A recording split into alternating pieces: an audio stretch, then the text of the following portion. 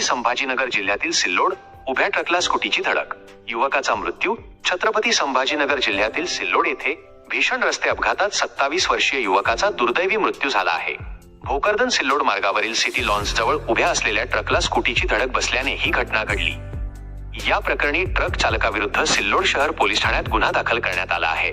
जुलै 30 रोजी रात्री राहुल उत्तम विस्पुते वय 27 शिवाजीनगर सिल्लोड हे भोकरदनहून सिल्लोडकडे स्कूटीने येत होते. सिटी लॉन्स जवळ रस्त्यावर अंधारात उभ्या असलेल्या ट्रकला त्यांच्या स्कूटीची जोरदार धडक बसली.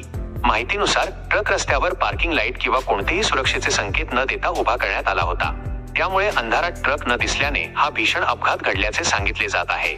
या अपघातात राहुल विसपुते यांच्या डोक्याला गंभीर दुखापत होऊन त्यांचा जागीच मृत्यू झाला.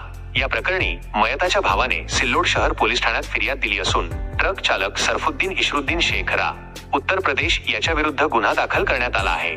पुढील तपास पोलीस निरीक्षक श्यामसुंदर कोठाळे यांच्या मार्गदर्शनाखाली पोलीस कर्मचारी प्रमोद शिंदे हे करीत आहेत, अशी माहिती सिल्लोड शहर पोलिसांनी माध्यमांना दिली आहे.